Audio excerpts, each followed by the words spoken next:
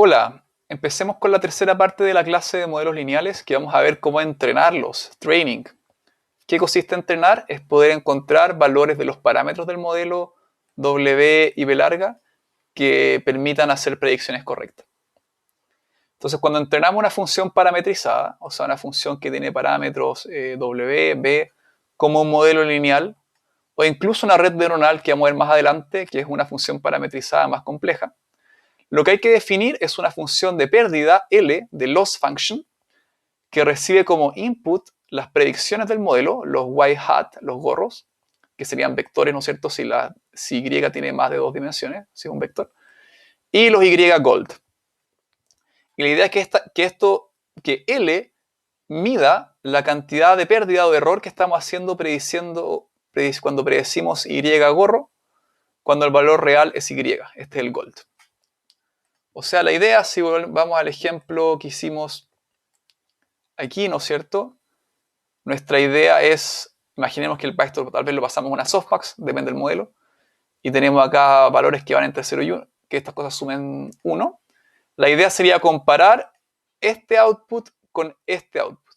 Y la idea es que la loss, entre mayor es el error, mayor el valor de la loss, entre menor el error, menor el error de la loss. Y cuando hacemos predicciones correctas, o sea, cuando estamos asignando la predicción correcta, nos gustaría que la loss obtenga su mínimo valor posible. Existen muchas loss functions distintas, pero la idea es esa. O sea, vamos a ver después que hay varias loss functions, pero la idea es esa. Una función que mapea las predicciones y los valores reales a un escalar, y la idea es que entre más error hago, mayor es el valor de la loss. Entonces, nuestra función acá f sería, en nuestro caso, un modelo lineal, sería una función que tiene los pesos w y b larga, ¿no es cierto? Y definimos como teta a todos los parámetros del modelo. Entonces, esta función recibe entonces la función aplicada al input y el output gold, y la idea es que mida la cantidad de error. Entonces, los parámetros en un modelo lineal son w y b. Entonces, la idea del entrenamiento es minimizar la función de loss respecto a los datos de entrenamiento.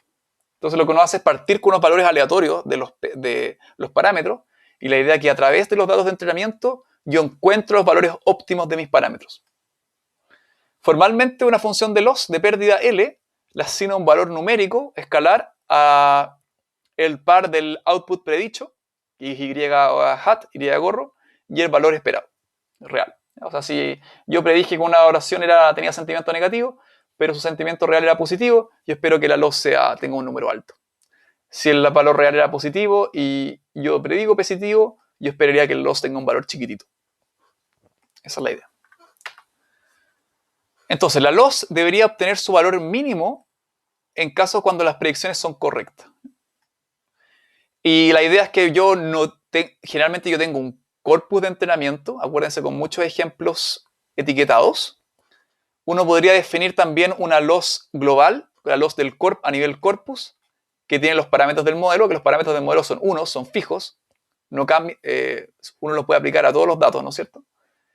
La loss global la definiríamos como el promedio de la loss de todos los ejemplos. Entonces tengo L mayúscula de los parámetros como el promedio de la loss aplicado a todos mis ejemplos, ¿no? Entonces ese sería mi loss global.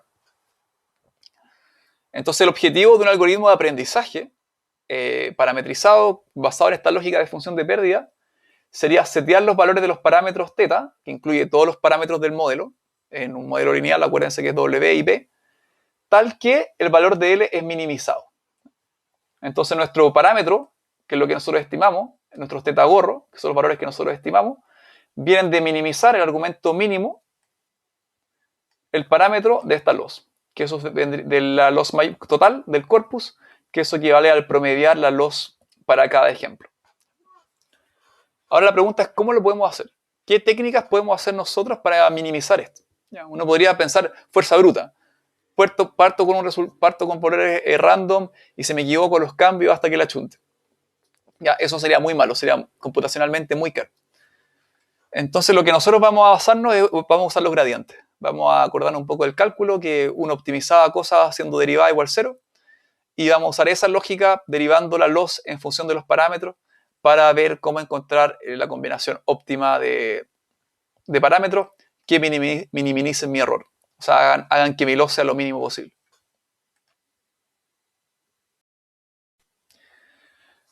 Entonces, los métodos de optimización, al final es optimización lo que estamos haciendo porque queremos encontrar los parámetros óptimos que minimizan la loss function que usamos nosotros son métodos basados en gradiente. Acuérdense que el gradiente es básicamente un vector que tiene la derivada parcial, que tiene todas las derivadas parciales de una función. Aquí mi función es mi loss, y sus parámetros son todos los parámetros del modelo. Entonces yo quiero tener un gradiente que sería la derivada parcial de L respecto a todos los parámetros del modelo, o sea, todos los elementos de la matriz W y todas las partes de mi vector de bias B. Y la idea es encontrar, usando derivación, el valor que minimiza la loss. En teoría, si las funciones fueran convexas, sería posible encontrar el óptimo exacto, o sea, hacer derivada igual 0 del gradiente, pero eso en la práctica es súper caro y no se puede, en muchos casos no existe la solución óptima. ¿Ya? Acuérdense que para que haya un mínimo global, las funciones tienen que ser convexas de forma, y a veces las funciones que nosotros optimizamos no son necesariamente convexas. Entonces, el método que nosotros usamos basado en gradiente, la idea es que nosotros tenemos ciertos valores de los parámetros, estimamos en base a nuestros datos y los parámetros actuales un valor de la loss, y la idea es usar los gradientes para poder actualizando los valores de los parámetros, para minimizar el error.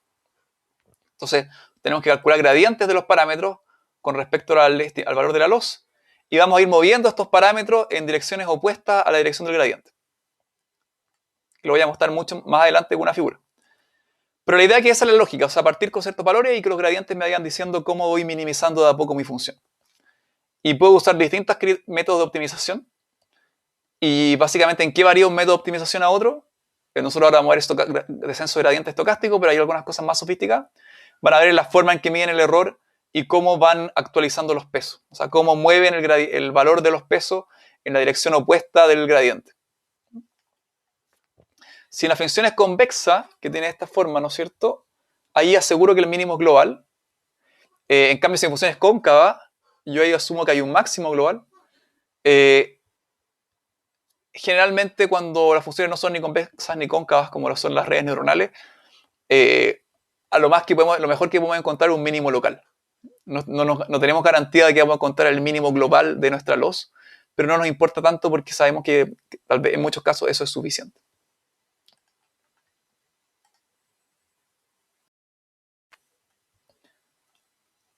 Esta es la idea. Entonces, acá, esta imagen de acá usa J para representar la función de pérdida, pero nosotros estamos usando L, acuérdense. Entonces, la idea es que acá y estoy viendo un solo parámetro. En verdad, acuérdense que esto es multidimensional, tengo muchos parámetros, que serían, en un modelo lineal, serían todos los elementos de mi matriz W mayúscula y todas las partes de mi vector B larga, ¿no es cierto? Pero la idea es esa, yo tengo un valor inicial, ya esta es mi función de pérdida, y yo quiero, con alguna heurística, llegar al valor de W de mi parámetro que es mínimo. Entonces uno parte con un valor aleatorio, que puede ser alguna parte de acá, y va tomando, evalúa el gradiente, ¿no es cierto?, que son estas pendientes que hay acá, y según el valor de la pendiente hace ciertos saltos en la dirección opuesta. Y en algún momento esperamos que esto converja. En algún momento esperamos que la loss no baje más, ya empieza a subir y sé que el óptimo está por aquí. Esa es la lógica. Y entonces, la lógica es encontrar el valor de los parámetros usando los gradientes que minimizan mi error.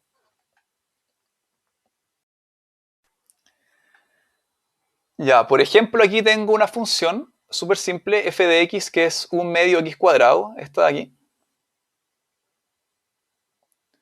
Y la derivada de esto sería, ¿no es cierto?, 2 por un medio por x, que es x, es la función de identidad. Entonces, ¿qué es lo que pasa? Si yo estoy aquí, ¿no es cierto?, cuando x es negativo, la derivada, que es esta de acá, es negativa. Entonces tengo que moverme hacia la derecha. En cambio, cuando estoy aquí, la derivada es positiva, entonces tengo que moverme hacia la izquierda. Y esa es la idea de un algoritmo de descenso de gradiente. Que la idea es que es un algoritmo iterativo.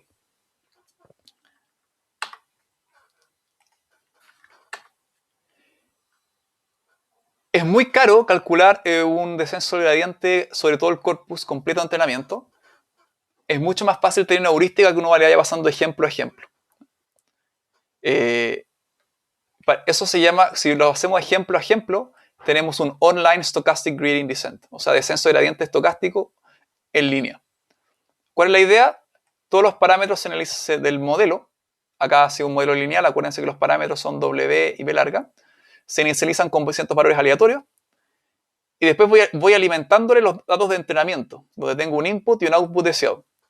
Cuando veo mi dato de entrenamiento, puedo calcular un valor de la loss, porque puedo comparar el Y gorro contra el Y gorro contra el Y real, evaluar la loss en el gradiente, ya sé entonces cuánto es la derivada de L en base a todos mis parámetros, y actualizo mis parámetros. Entonces tengo un parámetro inicial en un periodo T, y después mi periodo, y eso se basa en el valor que tenía el periodo anterior, menos una tasa de aprendizaje nu aquí, que multiplica el valor del gradiente en ese punto.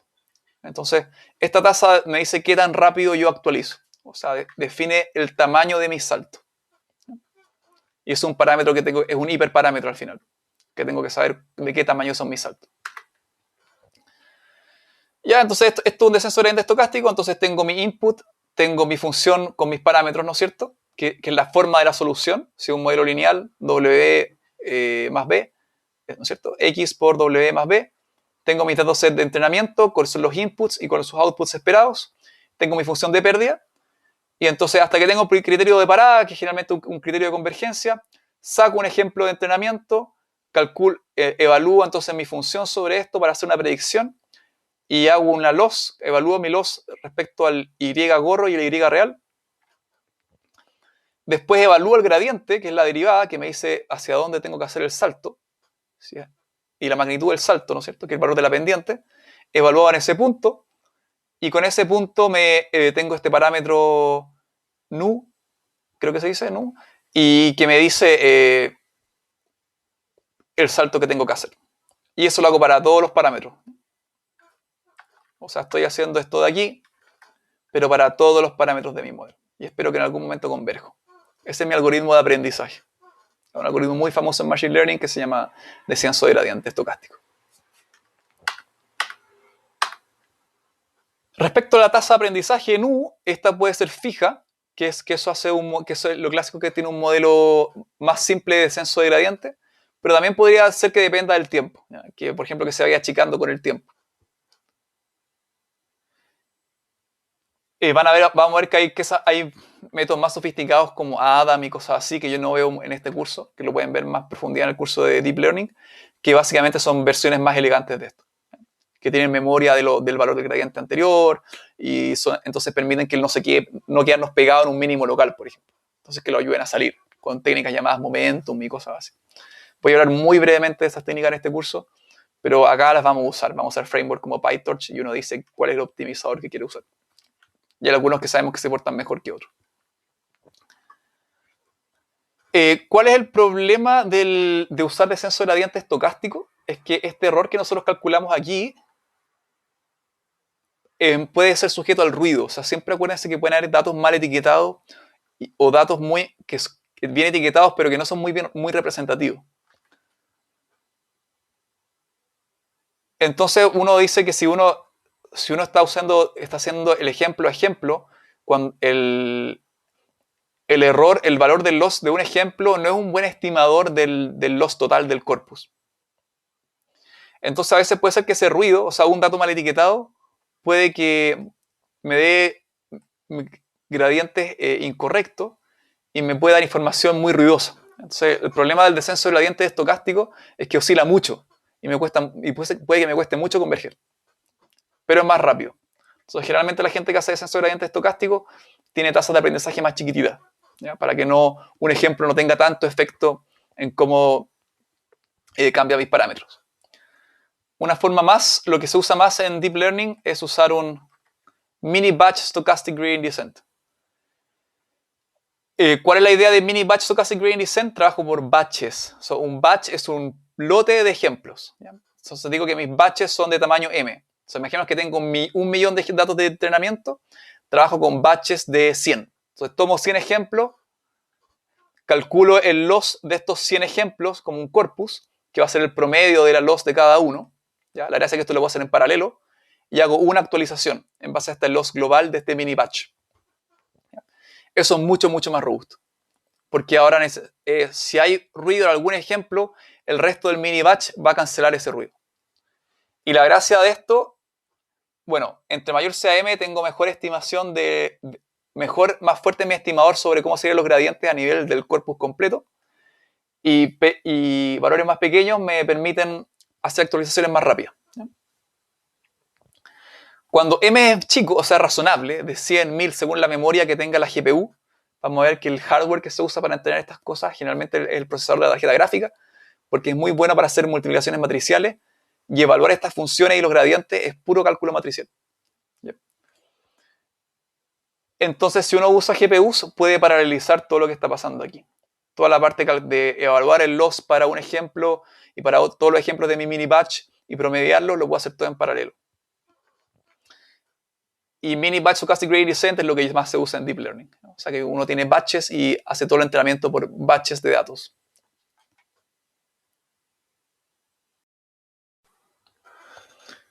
Ahora quiero hacer un recorrido por funciones de loss bien conocidas.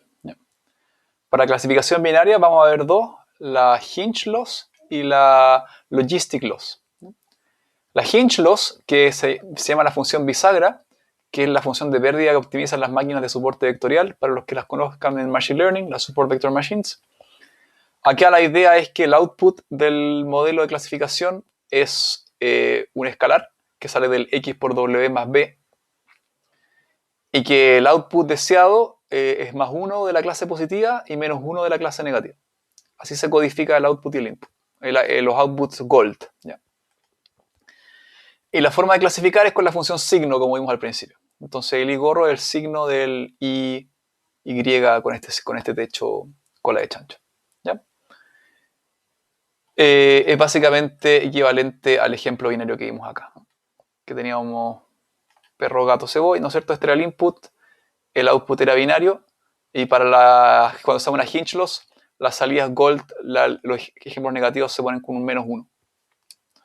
Entonces uno hacía x por w más b, ¿no es cierto? Están mis parámetros, y este sería el y cola de chancho, y esto lo convierto a signo y así hago la predicción. Yo necesito tener una función que sea derivable. La hinge loss se define así, ¿ya?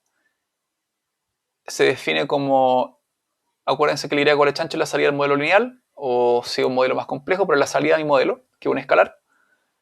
Y el y gold es más 1 positivo menos 1 negativo. Y se fija con el máximo entre 0,1 menos y por y cola de chancho. Si se dan cuenta que cada vez que yo clasifique correctamente, la loss va a valer 0. ¿Ya? Porque si yo clasifico correctamente un ejemplo positivo, y vale más 1, y esto tiene que ser un escalar positivo. Entonces positivo por positivo es positivo, menos un negativo.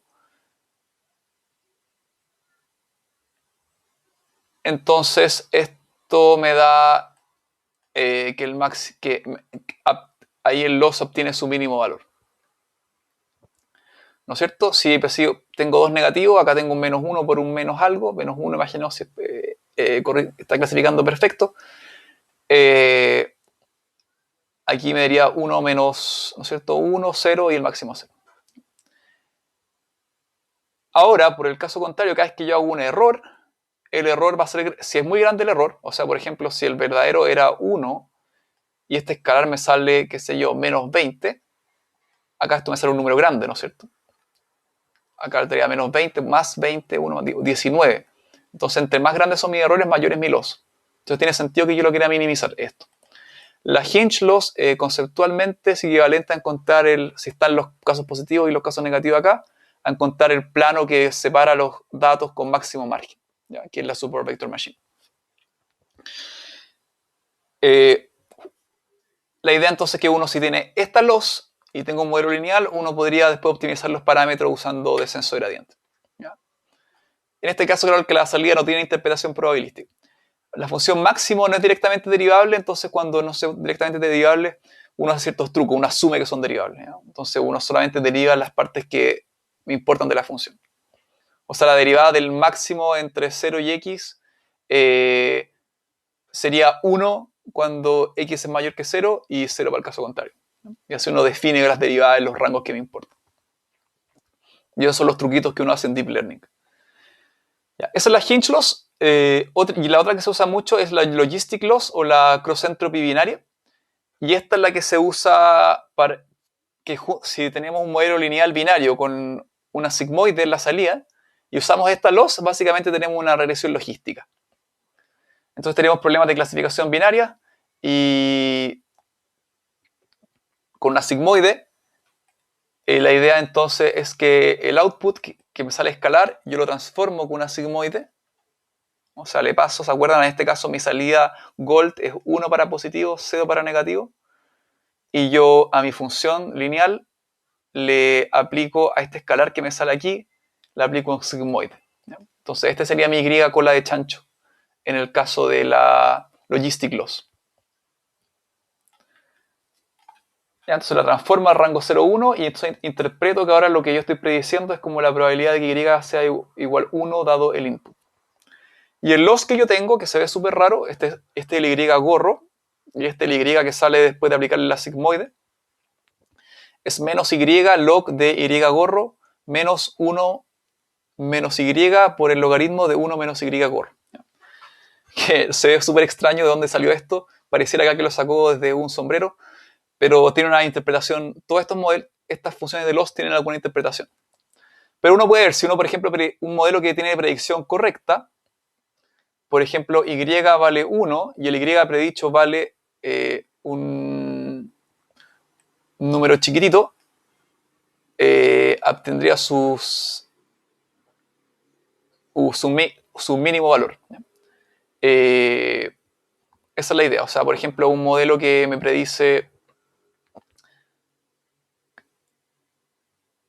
bien el Y, esto es medio enredado, pero que me predice bien el Y, por acá por los signos siempre me daría un valor bajo y cuando hago mucho error, por ejemplo, si Y era 1 y yo predije un valor muy chiquitito para Y, acá esto me da un logaritmo de un valor 0,0 algo, por ejemplo, y eso me da un número muy negativo y con el negativo se invierte y me da un número muy grande acá. Y cuando clasifico correctamente la idea, o sea, si era 1, por ejemplo, Y era 1, me quedaría 1 por el logaritmo de 1. Si Y era 1 y Y gorro también es 1, acá me queda 1 por el logaritmo de 1, que eso es 0, ¿no es cierto? Y acá me queda 1 menos 1, que se multiplica por 0, esto que queda, el resto que se indefiniría, pero no me importa porque se multiplica por 0. Entonces, cuando hago predicciones correctas, la loss, eso es lo que sí me importa. ¿Ya? Cuando hago predicciones correctas, el loss tiene su valor mínimo posible. Cuando me equivoco mucho, la loss tiene un valor muy grande. Y tienen a veces son difíciles de entender, pero tienen una interpretación probabilística generalmente. ¿Ya? Entonces esa es la logistic loss. Y muchas veces la logistic loss tienen que entender un poco de estadística para entender lo que les voy a decir ahora, pero muchas loss son equivalentes a minimizar el negativo de una función de verosimilitud. Entonces, si estamos minimizando un negativo, es equivalente a hacer estimación de máxima verosimilitud, que es la forma clásica en cómo se estiman parámetros en un modelo estadístico. Acá les voy a mostrar que, por ejemplo, la logistic loss con la sigmoide, o sea, la regresión logística, es equivalente a hacer estimación de máxima verosimilitud, donde asumimos que la salida, que es binaria esta, si Y es de la clase positivo o de la clase negativo, asumimos que tiene una distribución Bernoulli, que es la clásica distribución con la que modelamos el tirar un ejemplo, algo binario como una moneda, y queremos ver la probabilidad de que salga cara. Ya, ¿cómo lo podemos ver esto? Ojalá que no se asusten con la fórmula y traten de seguirme aquí. Asumimos que la probabilidad de que Y igual 1, o sea que sea positivo, dado el input y los parámetros, lo modelo como el sigmoide de la función, ¿ya? Que acá es una función lineal, ¿no? 1 partido en 1 más e a la menos x punto más b larga. O sea, le estoy aplicando la función sigmoide a la salida del modelo lineal. Y la probabilidad de que Y sea 0, dado el mismo ejemplo, es 1 menos esto. Es 1 menos la sigmoide de. Si yo quiero tener una función de masa de probabilidad, necesito tener una función que represente los dos casos en una sola función. Y eso se puede hacer simplemente haciendo de esta forma. La probabilidad de que Y igual dado X dado el teta, acá y, la idea es que esta función considera el caso cuando y vale 1 y el caso cuando y vale 0, sería esto elevado a y por 1 menos el sigma de f de x elevado a 1 menos y. Entonces, si me creen que esto representa estos dos casos de acá en una sola fórmula, veamos el caso. Cuando y vale 1, me queda esto de acá por 1 menos algo elevado a la 1 menos 1 elevado a 0. Eso vale 1. Entonces me queda exactamente esto que está acá. Cuando y vale 0, me queda esto elevado a y, que vale 0, se me va esto a 1, y me queda 1 menos sigma de f de x de 1 menos y vale 0, me queda justo esto que está acá. Entonces acá pude representar todo mi modelo lineal probabilísticamente en una sola expresión. Esta es la masa de probabilidad de una distribución Bernoulli. Entonces nosotros quisiéramos básicamente estimar la probabilidad de y dado los parametrizados. O sea, acá queremos ver la probabilidad de que el dato pertenezca a la clase positiva. Si yo reemplazo sigma de f de x por el y gorro, que es la probabilidad de que y sea positivo, ¿no es cierto? O que es la estimación que yo estoy haciendo, tendría acá y gorro elevado a y por 1 menos y gorro elevado a 1 menos y. Solamente reemplacé y gorro aquí y aquí.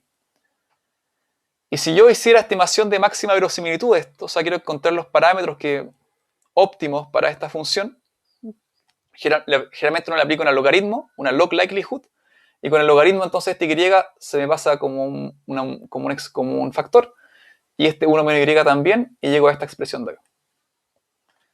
Y maximizar esta expresión de aquí es lo mismo que minimizar esta de acá. Porque esta es la negativa de esta. Entonces, súper interesante, maximizar esta expresión equivalente a minimizar la logistic loss. ¿Y qué es lo que quiero que les quede claro con esto? Que muchas de las loss que a veces son extrañas, que no se entiende qué son, corresponden a la log likelihood, a la función de verosimilitud aplicando un logaritmo negativa. Entonces, por eso uno, en vez de maximizar una verosimilitud, uno está minimizando una loss que es la negativa de la verosimilitud. ¿Qué quiero que les quede aquí? Que hay un fundamento estadístico de muchos de los modelos de Machine Learning que nosotros optimizamos.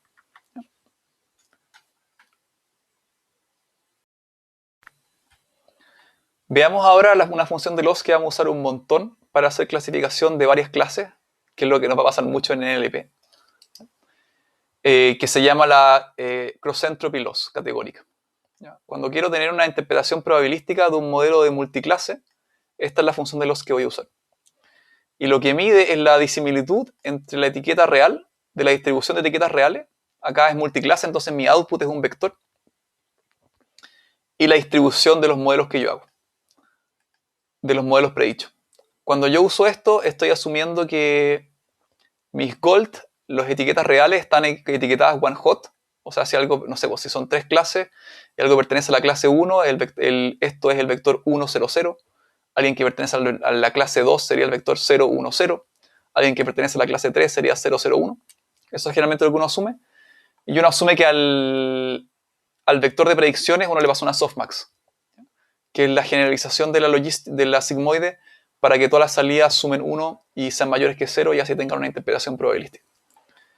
Y se interpreta así, se calcula así. Entonces la cross-entropy loss recibe como input el vector de las predicciones, que son las membresías a cada una de las clases, después de pasarle la softmax, entonces es probabilístico, y le pasa los inputs gold, y es la suma entonces multiplicado por menos 1 del valor real multiplicado por el logaritmo de la predicción. Lo que generalmente pasa es que como los gold siempre son one hot encoded, solamente nos importa el logaritmo de la predicción que le hicimos a la clase real, a la clase gold, y el resto se da. Entonces, cuando usamos una cross-entropy loss, se asume que el output del clasificador se transformó con una softmax. ¿No se acuerdan la softmax? ¿Dónde está nuestra amiga la softmax?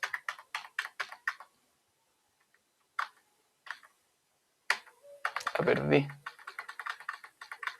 Aquí está. La softmax, según que era el exponente de cada elemento de la predicción dividido en la suma de todos los exponentes. Entonces, el exponente, ¿cuál es la gracia que tiene? Que tanto un valor negativo como positivo lo dejan positivo y que es necesario para la interpretación de probabilidad.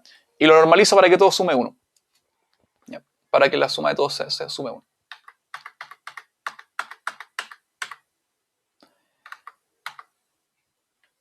Entonces la softmax hace un squashing, o sea, me lleva mi vector de k dimensiones a valores que sumen 1 y que cada valor sea positivo, y así tiene una interpretación probabilística. Puedo decir que cada elemento de mi salida es la probabilidad de ver la clase correspondiente, 1, 2 o 3, dado el input. O sea, ¿cuál es la idea de esto? Es que yo, entonces, acuérdense que, imaginemos que tengo un modelo lineal multiclase de este tipo. ¿Ya? Estas serían las predicciones que me hace. Yo la idea es que estas tres cosas las paso por una softmax para que tenga una interpretación probabilística.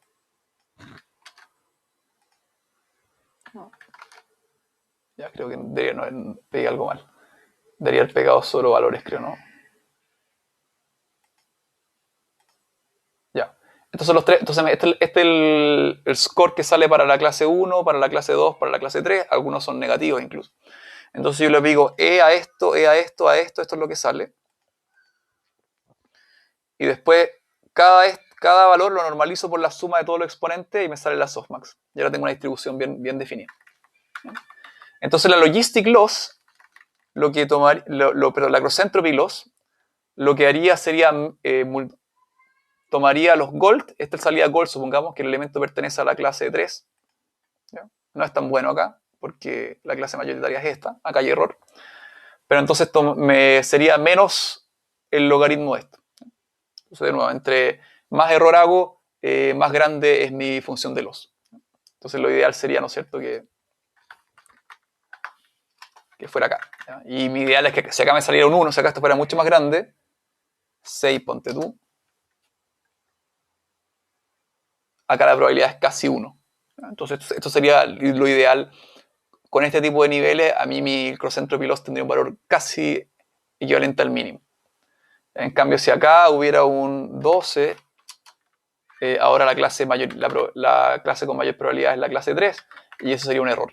Entonces la idea es computar esta loss para mis ejemplos, y con eso puedo hacer descenso gradiente y puedo entonces entrenar un modelo de clasificación multiclase y encontrar la configuración de mis parámetros.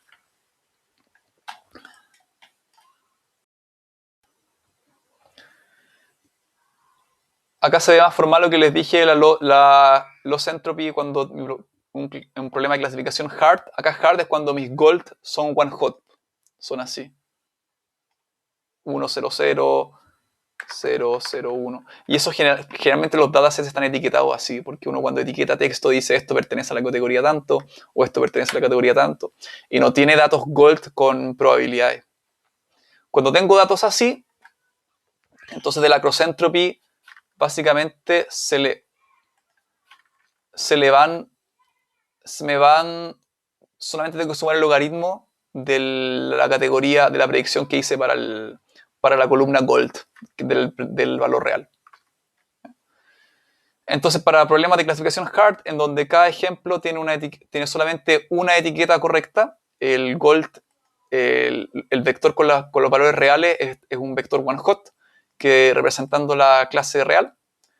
Entonces ahí podemos simplificar el cálculo de la cross entropy a solamente menos el logaritmo de la componente del vector que me sale en la softmax asociado a la categoría gold.